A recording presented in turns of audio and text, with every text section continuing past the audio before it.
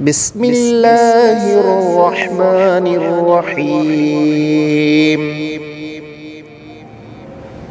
القارعة ما القارعة وما أدراك ما القارعة يوم يكون الناس كالفراش المبثوث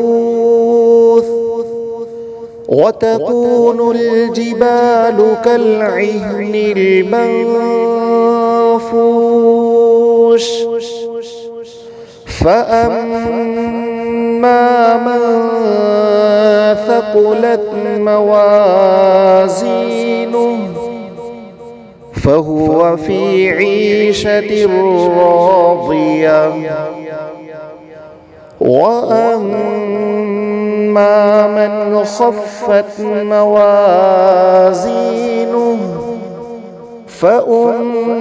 فأمه هاوية وما أدراك ما هي نار حامية. بسم الله الرحمن الرحيم. القارعة ما القارعة وما أدراك ما القارعة يوم يكون الناس كالفراش المبثوث وتكون الجبال كالعهن المنفوش فأما من ثقلت موازينه فهو في عيشة راضية وأما من خفت موازينه فأمه هاوية وما أدراك ما هي نار حامية. بسم الله الرحمن الرحيم. القارعة ما القارعة وما أدراك ما القارعة يوم يكون الناس كالفراش المبثوث وتكون الجبال كالعهن المنفوش فأما من ثقلت موازينه فهو في عيشة راضية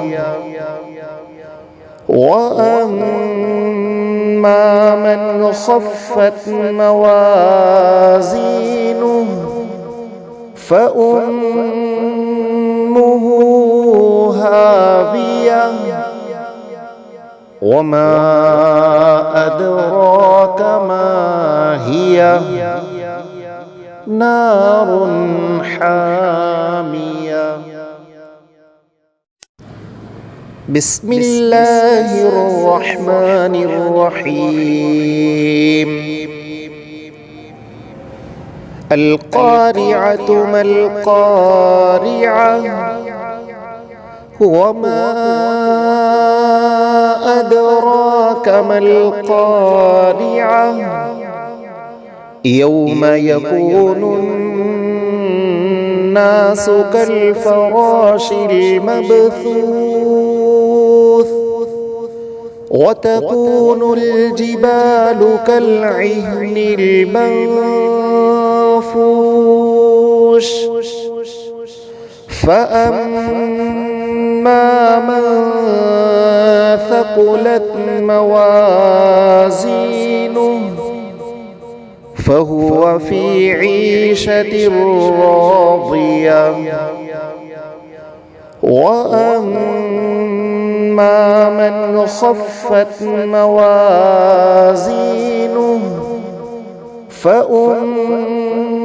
فأمه هاوية وما أدراك ما هي نار حامية. بسم الله الرحمن الرحيم. القارعة ما القارعة وما أدراك ما القارعة يوم يكون الناس كالفراش المبثوث وتكون الجبال كالعهن المنفوش فأما من ثقلت موازينه فهو في عيشة راضية وأما من خفت موازينه فأمه هاوية وما أدراك ما هي نار حامية. بسم الله الرحمن الرحيم. القارعة ما القارعة وما أدراك ما القارعة يوم يكون الناس كالفراش المبثوث وتكون الجبال كالعهن المنفوش فأما من ثقلت موازينه فهو في عيشة راضية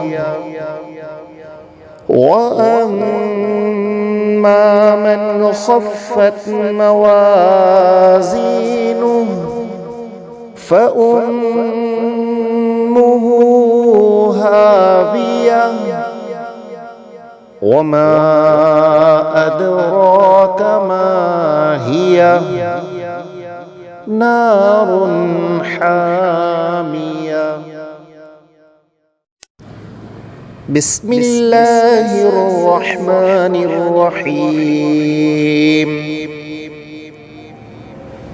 القارعة ما القارعة وما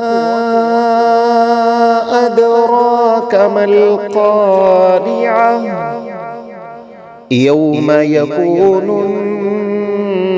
الناس كالفراش المبثوث وتكون الجبال كالعهن المنفوش فأما من ثقلت موازينه فهو في عيشة راضية وأما من خفت موازينه فأمه هاوية وما أدراك ما هي نار حامية. بسم الله الرحمن الرحيم. القارعة ما القارعة وما أدراك ما القارعة يوم يكون الناس كالفراش المبثوث وتكون الجبال كالعهن المنفوش فأما من ثقلت موازينه فهو في عيشة راضية وأما من خفت موازينه فأمه هاوية وما أدراك ما هي نار حامية. بسم الله الرحمن الرحيم. القارعة ما القارعة وما أدراك ما القارعة يوم يكون الناس كالفراش المبثوث وتكون الجبال كالعهن المنفوش فأما من ثقلت موازينه فهو في عيشة راضية وأما من خفت موازينه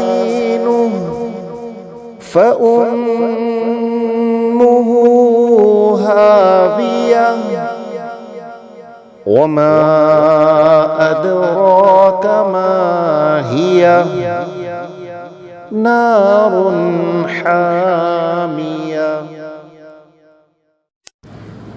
بسم الله الرحمن الرحيم. القارعة ما القارعة وما أدراك ما القارعة يوم يكون الناس كالفراش المبثوث وتكون الجبال كالعهن المنفوش فأما من ثقلت موازينه فهو في عيشة راضية وأما من خفت موازينه